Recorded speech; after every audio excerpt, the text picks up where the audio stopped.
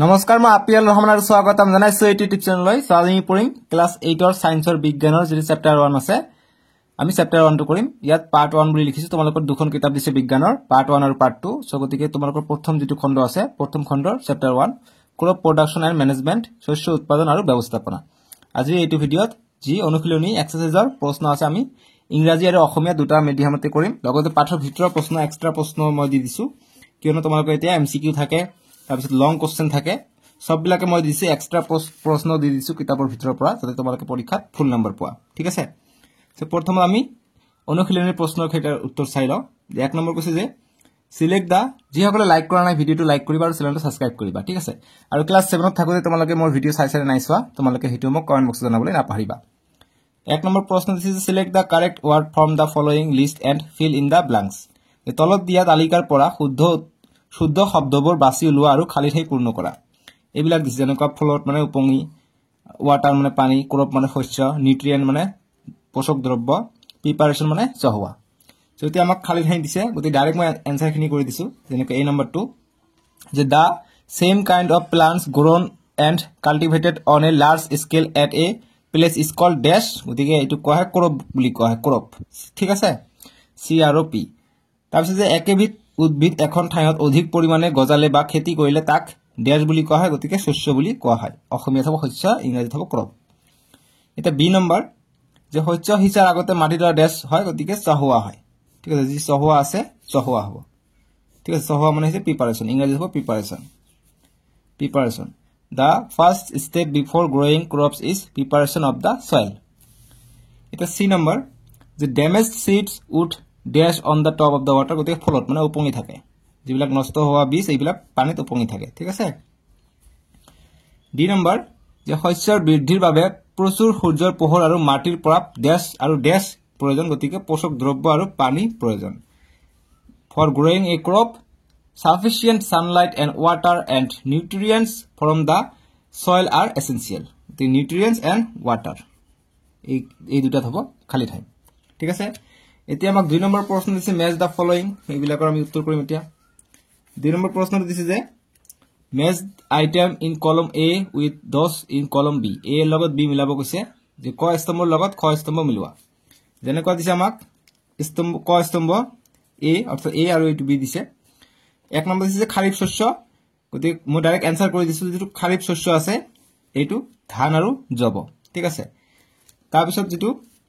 অসমীয়াত গলে ইংৰাজীত হ'ব খাৰিফ ক্ৰপস পেডি এণ্ড মেইজ তাৰ পিছত দুই নম্বৰ যেটো দিছে ৰবি শস্য ৰবি ক্ৰপস এইটো মিলিব গেহু বুট মটৰ মাহ হুইট গ্ৰামছ পি এইবিলাক এমসিৰ কাৰণে ইম্পৰ্টেন্ট ৰবি শস্য হৈছে এইবিলাক গেহু বুট মটৰ মাহ হুইট গ্ৰামছ পি ঠিক আছে আনসাৰবোৰ ডাইৰেক্ট মই মিলাই দিছো ডাইৰেক্ট তাৰপিছত ৰাসায়নিক সাৰ কি হ'ব ইউৰিয়া আৰু সুপাৰ ফসফেট কেমিক্যাল ফাৰ্টিলাইজাৰ্স হ'ব কি urea and super phosphate NPK আছে এটো আমি এক্সট্ৰা প্ৰশ্নত চাম তাৰ 4 নম্বৰ যেটো আছে জৈৱিক সাৰ এটো মিলিব প্ৰাণীৰ বৰ্জিত দ্ৰব্য গৰুৰ গোবৰ গোমূত্ৰ আৰু উদ্ভিদৰ অৱশিষ্ট দ্ৰব্য অৰ্গেনিক মেনিউৰটো হ'ব এনিমেল এক্সট্ৰাক্টা এটো নিদিবা animal extract cow during urine and plant waste বাস এতিয়া 3 নম্বৰ প্ৰশ্নটো দিছে যে give to example of each প্ৰত্যেকৰে দুটাকৈ উদাহৰণ দিয়া যেনেকৈ আমাক এই নম্বৰ দিছে খাৰিফ শস্য খাৰিফ ক্ৰপ আৰু ৰবি শস্য এটা আমি উদাহৰণ দিম যেটো খাৰিফ শস্য আছে খাৰিফ ক্ৰপ এটো উদাহৰণ হৈছে মেইজ এণ্ড সয়াবিন মাকৈ আৰু সয়াবিন আৰু ৰবি শস্য যি আছে দুটা উদাহৰণ দিব কৈছে পি আৰু mustard pea and mustard rabi শস্য সৰিহ মটৰ আৰু সৰিহ ঠিক আছে এটো কল 3 নম্বৰটোৰ উত্তৰ এতিয়া 4 নম্বৰ প্ৰশ্ন দিছে যে write a paragraph in your own words on each of the following তলত দিয়া সমূহৰ বিষয়ে নিজা শব্দৰে একোটাকৈ দফা লিখা যেনেকৈ মাটি চহোৱা দিছে ইংৰাজীত ইয়াক কি কয় প্ৰিপাৰেচন অফ সয়েল গতিকে অসমীয়া মিডিয়াম দি প্ৰথমত লিখিবা 4 নম্বৰটোৰ কাৰণে উত্তৰ যে মাটি চহোৱা শস্য উৎপাদনৰ প্ৰথম কাম কৃষি কাৰ্যৰ প্ৰথম আৰু অতি প্ৰয়োজনীয় কাম হল মাটি দৰা চহোৱা মাটিত উদ্ভিদৰ শিপা সহজে তললৈ যাব পাৰে আৰু ইংৰাজী মিডিয়াম লিখিবা the preparation of soil the soil preparation is necessary before growing a crop it involves tilling and loosening the soil this allow the roots to penetrate deep in the soil and to breathe easily even when they are deep. ঠিক আছে যদি ইংৰাজীটো বুজি পোৱা নাই অসমীয়াটো পঢ়িবা অসমীয়াটোৰ অনুবাদ কৰি দিছো ধুনিয়াকে ঠিক আছে তাৰ খ নম্বৰ অৰ্থাৎ বি নম্বৰ দিছে 20 হিসা এটো হবে সোয়িং লিখিম 20 হিসাটো যে মাটি চহোৱাৰ পাছতে শস্য উৎপাদনৰ প্ৰয়োজনীয় কাম হল 20 হিসা প্ৰয়োজনীয় সাৰ পানী দি মাটি ডৰা ভালদৰে চহোৱাৰ পিছত উন্নত জাতৰ বীজ নিৰ্বাচন কৰা হয় বীজবোৰ উন্নত জাতৰ হোৱাৰ লগতে সাফা আৰু নিৰোগী ভাল ফসল হ'ব লাগে বীজবোৰ এক নিৰ্দিষ্ট দূৰত্ব আৰু গভীৰতাত ৰোপণ কৰিব লাগে যেতিয়া অসমীয়াত গলে এতিয়া ইংৰাজী মিডিয়াম সাম দি সোয়িং লিখিম যে the process of putting seeds into the soil is called sowing before sowing good quality clean and healthy seeds of a good variety are selected the seeds sow uniformly at a proper distance and deep গতিকে বীজবোৰ আমি নিৰ্দিষ্ট দূৰত্ব আৰু গভীৰত ৰোপণ কৰিব লাগে ঠিক আছে এটা গ নম্বৰ যে বনবাত নিৰৱা গতিকে এটো ইংৰাজীটো দেখাই দিও সি নম্বৰটো ইংৰাজীত কয় উইডিং লিখিম প্ৰথমত অসমীয়া মিডিয়াম দি লিখিবা উত্তৰটো যে খেতি পথাৰত শস্যৰ বাহিৰে গজি উঠা অনাবশ্যকীয় উদ্ভিদসমূহ আতৰাকে মানে আতৰাই দিয়াকে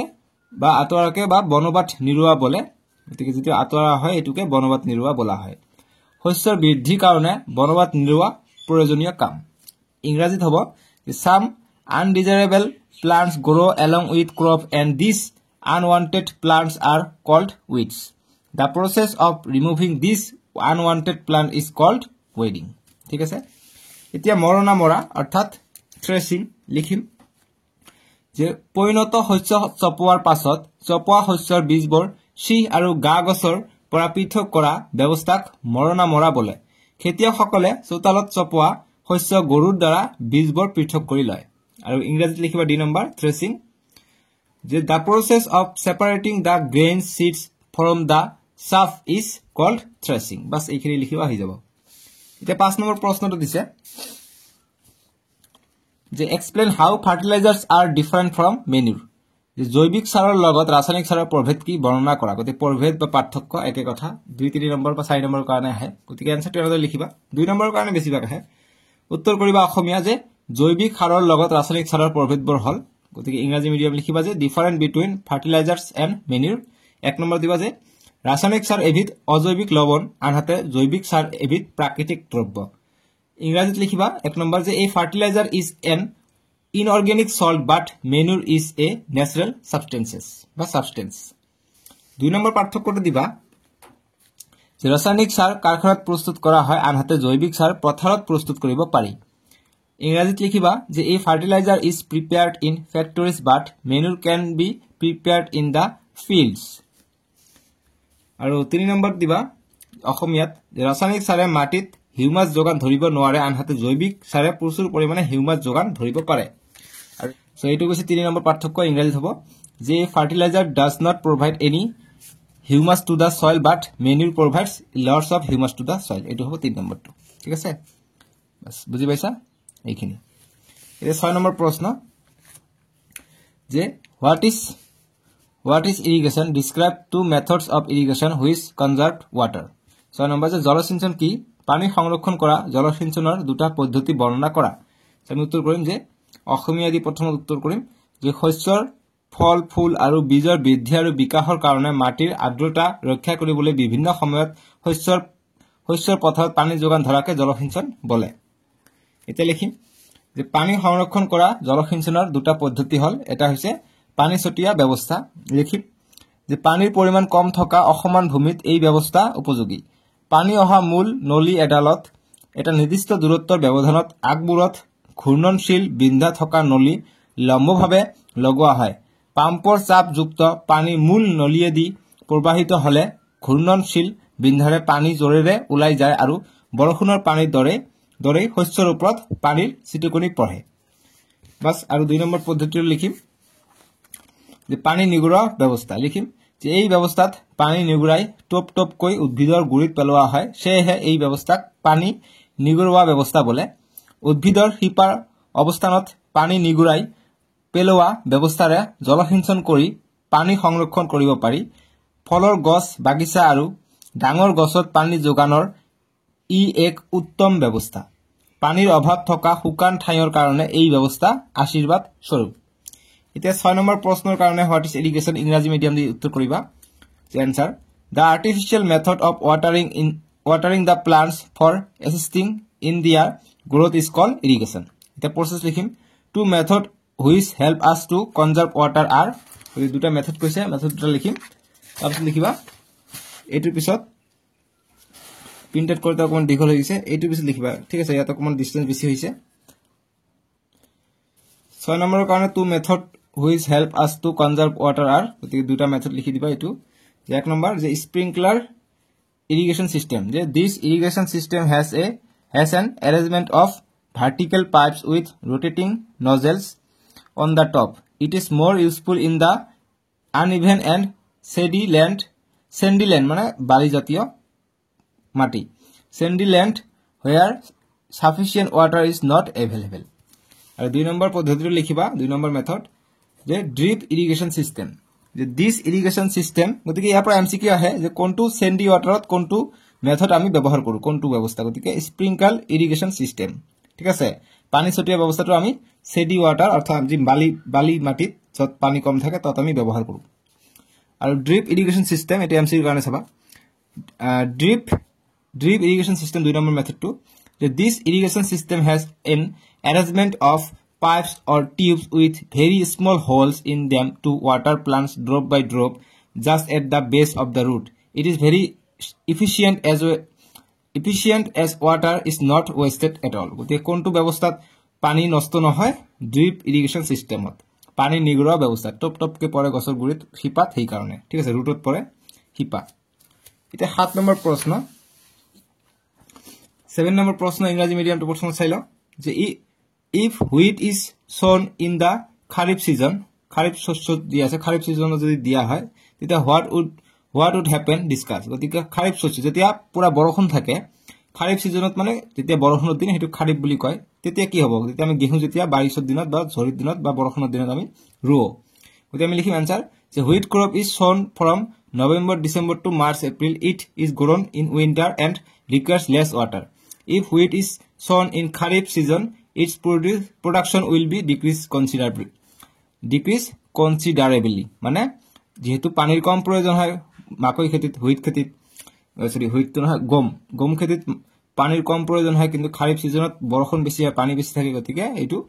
ভাল নহব খেতিটো সেই কাৰণে আমি উইন্টাৰ অৰ্থাৎ ঠাণ্ডা দিনত খেতি কৰো যাতে বৰষুণ কম থাকে বা বৰষুণ না থাকে তেতিয়া আমাৰ হুইটটো সুবিধা হ'ব ঠিক আছে অসমীয়াত আনসাৰটো কৰিবা এনেদৰে 7 নম্বৰ প্ৰশ্ন অসমীয়াত কৰিবা যে বৰ্ষা ঋতুত যদি গেহু সিঁচা হয় তেতিয়া কি হ'ব আলোচনা কৰা লিখিম যে বীজ সিঁচাৰ কিছুমান নিৰ্দিষ্ট সময় থাকে গেহু শস্যৰ বিকাশ শীত কালতহে সম্ভৱ বৰ্ষা ঋতুত এই শস্য কৰিলে উপযুক্ত বৃদ্ধি লাভ নহব কাৰণ বৰ্ষা ঋতুত মাটিৰ আৰ্দ্ৰতা আৰু উষ্ণ প্ৰবাহ অধিক হয় আৰ্দ্ৰতা উষ্ণতা আদিবোৰ উদ্ভিদৰ বৃদ্ধিত প্ৰভাৱ পেলায় হেহে বৰ্ষা ঋতুত গেহু সিঁচিলে উপযুক্ত ফলাফল পোৱা নাযাব এটা 8 নম্বৰ প্ৰশ্ন অসমীয়া মিডিয়াম দি প্ৰথমত চাও যে একে লেথাৰিয়া শস্যৰ উৎপাদন কৰিলে মাটি দৰাত কেনে প্ৰভাৱ পৰে বৰ্ণনা কৰা গতিকে একে ধৰণে আমি যদি ধান খেতি কৰি থাকো ইৰিগাৰু তাৰপিছত শালি ধান গাৰু আমাৰ কি অকমান ধানটো কমি যায় গতিকে কেনেকা প্ৰভাৱ পৰে গতিকে মাটিৰ গুণাগুণ কমি যায় এনসাৰটো কৰিবা এনেদৰে যে একে লেথাৰিয়া শস্য উৎপাদন কৰিলে মাটি দৰাত শস্যৰ বাবে প্ৰয়োজনীয় পোষক দ্ৰব্যৰ পৰিমাণ কমি যাব পোষক দ্ৰব্যবোৰ শস্যৰ বৃদ্ধি বাবে অতি প্ৰয়োজন পোষক দ্ৰব্যৰ পৰিমাণ কমি গলে শস্যৰ বৃদ্ধি আৰু বিকাশ ভাল নহব ইংৰাজী মিডিয়াম লিখিবা 8 নম্বৰটোৰ কাৰণে যে explain how soil gets affected by the continuous plantation of crops in a field answer কৰিম continuous plantation of crops makes the soil poorer in certain nutrients as the crops take up nutrients from the soil becomes infertile মানে গুণাগুণ নষ্ট হৈ যায় it does not get enough time to replenish the nutrients এটা 9 number প্ৰশ্ন যে what are the weeds how can we control them গতি লিখিম যে the undesirable and unwanted plants which grow naturally along with the crops are called weeds গতিকে যিবিলাক আমাক অদৰকাৰী যিবিলাক গছ-গছনি থাকে আমাৰ যিবিলাক ধান যেতিয়া আমি খেতি যেতিয়া কৰো তাৰ লগত ঘাঁ যেতিয়া গজে এই ঘাঁ বিলাকে weeds বুলি কোৱা হয় ঠিক আছে গতিকে হিবিলাকে কয় weeds অসমীয়াত পঢ়িলে আকৌ বুজিবা the growth of weeds can be controlled by adopting many ways. Tilling before sowing of crop help in the uprooting and killing of weeds, which may then dry up and get mixed with the soil. Weeds are also controlled by using certain chemicals called weedicides. Weedicides are sprayed in the field to kill the weeds. গতিকে ঘাঁহ বনবিলাক নষ্ট কৰাৰ কাৰণে weedicide ব্যৱহাৰ কৰা হয় আজিকালি এৰি খেতি যি কৰে সেইবিলাক যি ঠাণ্ডাৰ দিনত যে পানী জলসিঞ্চন ব্যৱস্থা কৰি যে কৰে মটৰ লগাই গতিকে 9 নম্বৰ প্ৰশ্নৰ কাৰণে অসমীয়া প্ৰশ্নটো হ'ব এনেদৰে যে অপতৃণ কি সিহঁতক কেনেকৈ নিয়ন্ত্ৰণ কৰিব পাৰি লিখিম যে খেতি পথাৰত শস্যৰ বাহিৰেও স্বাভাৱিকভাৱে যিবিলাক অপ্ৰয়োজনীয় উদ্ভিদ গজে সেইবোৰক অপতৃণ বোলে অপতৃণবোৰ মাটি চহোৱাৰ সময়ত উভালি পেলোৱা হয় সময়ে সময়ে খন্তি বা কোৰ আদি ব্যৱহাৰ কৰি অপতৃণ নিৰুৱাৰ ব্যৱস্থা কৰিব পাৰি অপতৃণ নাশক দ্ৰব্য আদি পথাৰত ছটিয়াই অপতৃণ নিয়ন্ত্ৰণ কৰা হয় গতিকে অপতৃণ নাশকটো এটা কি হয় ফাৰ্টিলাইজাৰ হয় ঠিক আছে এটো ৰাসায়নিক সাৰ হয় কিন্তু এটো কোন 9 নম্বৰ এতিয়া 10 নম্বৰ প্ৰশ্ন যে তলত দিয়া বাকচসমূহ এনেদৰে সজোৱা যাতে কুঁহিয়াৰ উৎপাদনৰ এখন ক্ৰম তালিকা পোৱা যায় গতিকে এইবিলাক সজাব কৈছে ইংৰাজীত কৈছে যে arrange the following boxes in the proper order to make a flow chart of sugarcane crop production so flow chart আমি এনেদৰে লিখি মানে কেনেকৈ আমি কুঁহিয়াৰ খেতি কৰো গতিকে আনসাৰটো কৰিম প্ৰথমত আমি লিখিম প্ৰিপাৰেচন অফ সয়েল 5 নম্বৰ যেটো আছে 5 নম্বৰ আহিব অৰ্থাৎ প্ৰথমত আহিব মাটি চহোৱা তাৰ পিছত হ'ব পথাৰত হাল বোৱা পাছৰ পিছত ছয় আহিব তাৰ পিছত হ'ব প্লগিং দা ফিল্ড তাৰ পিছত সয়িং মানে বীজ সিঁচা তাৰ পিছত মেনুৰিং মানে সাৰ প্ৰয়োগ কৰিম ঠিক আছে তাৰ পিছত ইৰিগেশনটো হ'ব 2 নম্বৰত 2 নম্বৰটো হৈছে জলসিঞ্চন তাৰ পিছত 3 নম্বৰ আহিব হাৰ্ভেষ্টিং আহিব অৰ্থাৎ খেতি চপাম তাৰ পিছত sending crop to sugar factory 1 number আহিব চেনি কাৰখানালৈ শস্য পঠাম এটো গল 10 নম্বৰটোৰ উত্তৰ এতিয়া 11 নম্বৰ প্ৰশ্ন প্ৰথমত অসমীয়া চাইলা তাৰ পিছত ইংৰাজীত চাম তাৰ পিছত আমি এক্সট্ৰা প্ৰশ্ন চাম দিস ইজ দ্য তলত দিয়া সংকেতৰ সহায়ত শব্দ শৃংখলসমূহ সম্পূৰ্ণ কৰা যেনেকা পথালিকৈ দিছে গুটি কি হয় 1 নম্বৰটো গুটি কি হয় বীজ তাৰ পিছত যে 4 নম্বৰ দিছে যে মাহজাতীয় উদ্ভিদৰ শিপাৰ টেমুনাত থকা ব্যাক্টেৰিয়া গতিকে মাহজাতীয় উদ্ভিদৰ শিপাৰ টেমুনাত থকা ব্যাক্টেৰিয়া কি ৰাইজোবিয়াম থাকে খুবই ইম্পৰ্টেন্ট এমসিকিউৰ কাৰণে আহে গতিকে 4 নম্বৰটো কত আছে 4 নম্বৰ ৰাইজোবিয়াম ঠিক আছে তাৰ পিছত তললৈ যে পথাৰত পানী যোগান ধৰা ব্যৱস্থা গতিকে পথাৰত পানী যোগান ধৰা ব্যৱস্থা আছে জলসিঞ্চন গতিকে 2 নম্বৰ হ'ব জলসিঞ্চন 2 নম্বৰ কত গল জলসিঞ্চন তাৰ পিছত 3 নম্বৰ যে শীতকালত খেতি কৰা শস্য গতিকে শীতকালত কি ৰবি শস্য আমি কৰো 3 নম্বৰ কত ৰবি শস্য আৰু বৰষুণৰ দিনত বাৰিষা দিনত আমি খাৰিফ শস্যহে কৰো 5 নম্বৰ যে এবিধ ৰাসায়নিক সাৰ গতিকে ৰাসায়নিক সাৰ বহুত আছে যিকোনো এটা লিখিলে হল গতিকে 5 নম্বৰটো কাৰণে লিখিম ইউৰিয়া লিখি দিম আৰু 6 নম্বৰ যে ৰাসায়নিক চপোৱা শস্যৰ পৰা বীজ পৃথক কৰা কাম গতিকে চপোৱা শস্যৰ পৰা বীজ পৃথক আমি কি হৰ মৰণা মাৰো গতিকে 6 নম্বৰ মৰণা ঠিক আছে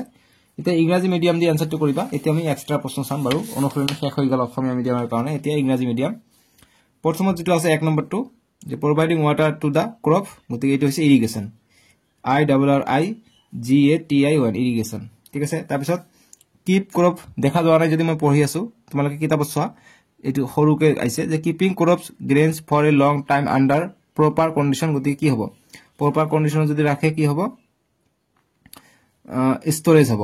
STORAGE ঠিক আছে গতিকে এইটো হৈছে আনসাৰটো তোমালোকে চাই লবা এতিয়া আমি পাঠৰ ভিতৰৰ প্ৰশ্ন যিখিনি আনিছো সেইখিনি হৈছে ইম্পৰ্টেন্ট সেইখিনি তোমালোকে এতিয়া মই দেখাই দিম কাৰণ হেবিলাক নহলে কিন্তু কাম নহব হেবিলাক লাগিব এক্সট্ৰা প্ৰশ্ন লাগিব ঠিক আছে এইটো 11 নম্বৰ আনসাৰ ইংৰাজী মিডিয়াম কৈ নিদিলো গোটাই লিখা আছে চাই লবা এতিয়া পাঠৰ ভিতৰৰ প্ৰশ্ন extra question answer 1 number MCQ যে which of the following is kharif crops যে তলৰ কোনটো খাৰিফ শস্য আমাক অপচন দিছে পি মটৰ লিনসিড টিসি পেট ডি মানে ধান গ্রাম মানে বুট সো কি খারিফ মানে কি খারিফ শস্য হৈছে বৰষুণৰ দিনত হয় গতিকে ধান হ'ব পেট ডি হ'ব কিয়নো ধানক প্ৰচুৰ পৰিমাণে পানী লাগে আমি ঠাণ্ডাৰ দিনত যেতিয়া এৰি ধান কৰো তেতিয়া আমি পানী দিও মটৰৰ সহায়ত বা মেচিন দি আৰু মটৰ টিসি বুট এইবিলাক কি এইবিলাক ৰবি শস্য ঠিক আছে গতিকে পেট ডি হ'ব আনসাৰটো 2 নম্বৰ প্ৰশ্ন যে তলৰ কোনটো ৰাসায়নিক সাৰৰ উদাহৰণ নহয় যে which of da following not an example of manure উদাহৰণ নহয় মানে ৰাসায়নিক সাৰ ইউৰিয়া NPK কেতিয়াবা NPK এৰ ফুল ফৰ্ম আহে এইকাৰণে লিখি দিছো NPK এৰ ফুল ফৰ্ম হৈছে নাইট্ৰোজেন ফসফৰাছ পটাছিয়াম সম্পূৰ্ণ নাম C number ammonium sulphate D number গৰুৰ গোবৰ গতিকে গৰুৰ গোবৰটো হৈ যাব আমাৰ এটো জৈৱিক সাৰ এটো ৰাসায়নিক সাৰৰ উদাহৰণ নহয় এটো জৈৱিক সাৰ হয় এটো ঠিক আছে অপচন ডি হ'ব শুদ্ধ উত্তৰ এটা 3 নম্বৰ প্ৰশ্ন হোৱাট ইজ ক্ৰপ ৰোটেশন শস্যাবৰ্তন কি ইম্পৰ্টেন্ট 1 নম্বৰৰ কাৰণে আহে লিখিম অসমীয়াত যে মাটিৰ পোষক দ্ৰব্য পুনৰ ঘূৰাই অনাৰ এটা পদ্ধতি হল শস্যাবৰ্তন ইংৰাজী মিডিয়াম লিখিবা এনসার যে it is a method of replacing the soil with nutrients এস বুঝাত এটু কাটি দিবা NUTRIENTS নিউট্রিয়েন্টস বাস ডট দিবা হৈ যাব ঠিক আছে এটা 6 নম্বৰ প্ৰশ্ন দিছে যে জৈৱিক সাৰ আৰু ৰাসায়নিক সাৰৰ সুবিধা আৰু অসুবিধা লিখা ভেৰি ভেৰি ইম্পৰ্টেন্ট 6 নম্বৰ বা 2 নম্বৰ কাৰণে আহে the right advantage and disadvantages of fertilizer and manure গতি তোমালোকে পাৰ্থক্য জানা প্ৰভেদ জানা গতিকে সুবিধা অসুবিধা না জানা গতিকে লিখিবা আনসাৰটো হি কাৰণে মই দিছো বাৰু এটো গতিকে এটো আনসাৰটো এনে লিখিবা যে আনসাৰ যে manure advantage মানে জৈৱিক সাৰৰ সুবিধা এখানে জৈৱিক সাৰে মাটিৰ ধাৰণ ক্ষমতা বৃদ্ধি কৰাৰ লগতে মাটিৰ গুণাগুণ বৃদ্ধি কৰে ইংৰাজীত লিখিবা যে it enhance the water holding capacity of the soil as well as improve the texture of the soil তাৰপিছত disadvantage of manure জৈৱিক সাৰৰ অসুবিধা লিখিম ঠিক আছে যে জৈৱিক সাৰৰ অসুবিধা ইয়াত লিখিবা অসুবিধা না সৰি জৈৱিক সাৰৰ এটা আমি জৈৱিক সাৰৰ সুবিধা পালো এটা জৈৱিক সাৰৰ অসুবিধা লিখিব লাগিব ঠিক আছে disadvantage ইংৰাজীত লিখিছো অসমীয়াত লিখা নাই অসুবিধাটো লিখি দিবা অসুবিধা দি ইয়াত লিখিবা অসুবিধা লিখিবা জৈৱিক সাৰৰ অসুবিধা অসমীয়া মিডিয়াম যে জৈৱিক সাৰ প্ৰস্তুত কৰোতে বহু সময় প্ৰয়োজন হয় গতিকে বহুত সময়ৰ প্ৰয়োজন হয় খেতি পথাৰত প্ৰস্তুত কৰোতে সেই কাৰণে অসুবিধা এটো এটা আমি এডভান্টেজেস অফ ফাৰ্টিলাইজাৰ মানে ৰাসায়নিক সাৰৰ সুবিধা চাম যে within a short period of time crop increase in growth and development বা ইনক্রিজ ইন গ্রোথ অকল গ্রোথ দিবা এখানে ডেভেলপমেন্ট নিদিবা অকল লিবা যে যেটো সুবিধা আছে রাসায়নিক সাৰৰ সুবিধা কি যে কম সময়ৰ ভিতৰত যি ক্ৰপ থাকে অৰ্থাৎ শস্যবিলাক ডাঙৰ দীঘল হয় ঠিক আছে গ্ৰোথ ইনক্ৰিজ ইন গ্ৰোথ ৰাসায়নিক সাৰৰ সুবিধা যে এই সাৰ কম সময়ত শস্যৰ বৃদ্ধি আৰু বিকাশত সহায় কৰে পাস তাৰপিছত ইয়াৰ ডিসএডভান্টেজেস লিখিম ডিসএডভান্টেজেস অফ ফাৰ্টিলাইজাৰ ৰাসায়নিক সাৰৰ অসুবিধা লিখিম যে ইট ডিস্ট্ৰয় দা সয়েল প্ৰোডাক্টিভিটি যে এই সাৰে মাটিৰ গুণাগুণ নষ্ট কৰে গতিকে মাটি বেয়া হয়